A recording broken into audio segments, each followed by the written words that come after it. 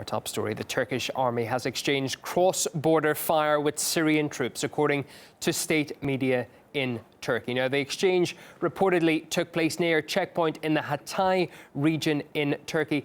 Here we have a map coming up showing the location.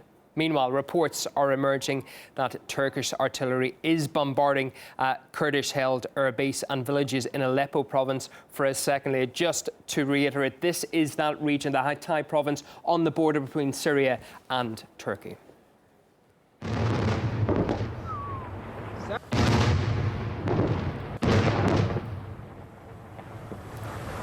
Well, this video was released by Kurdish media, reportedly showing Turkish shells exploding near the airbase in northern Syria. So far, we have not been able to verify its authenticity. Ankara has confirmed the strike, calling it an act of retaliation. Turkey has responded to these groups linked to the Kurds, which represent a threat to Azaz and are trying to establish their own territory in Syria. According to our sources on the ground, the shelling has continued for over 3 hours, almost without any interruption. Mortar shells and rockets have been used, all coming from the Syrian and Turkish border.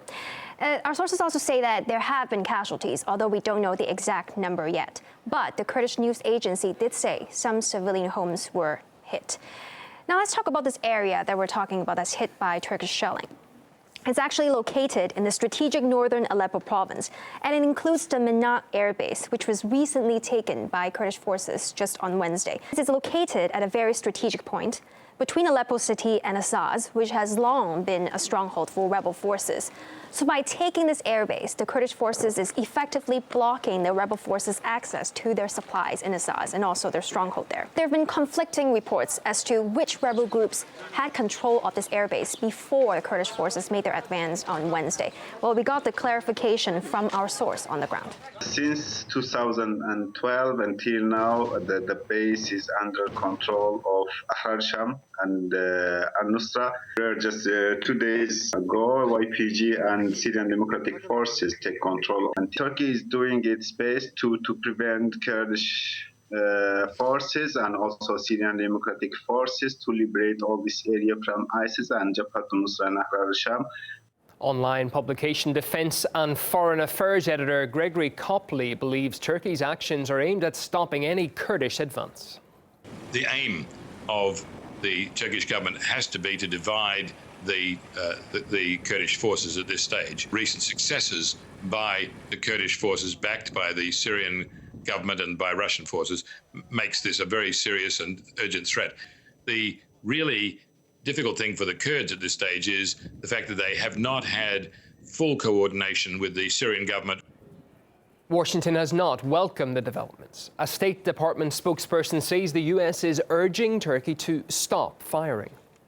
Well, both America and Russia cooperate with the Syrian Kurds, despite Ankara's disapproval. Turkish military's crackdown against them has been going on since this summer.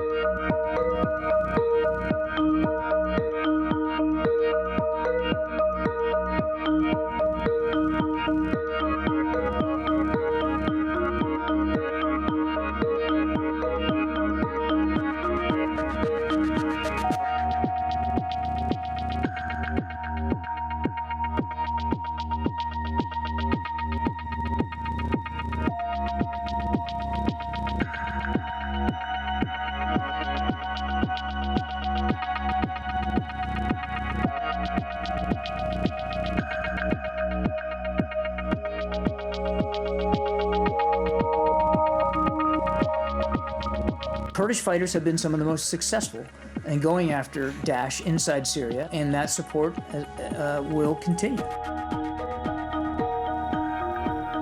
Well, this comes amid a breakthrough peace plan to end Syria's 5-year-long civil war, agreed by Russia and the US, among others, in Munich this week. Under the agreement, all sides involved in the war should cease hostilities within a week. They also agreed on the delivery of humanitarian aid to besieged Syrian cities.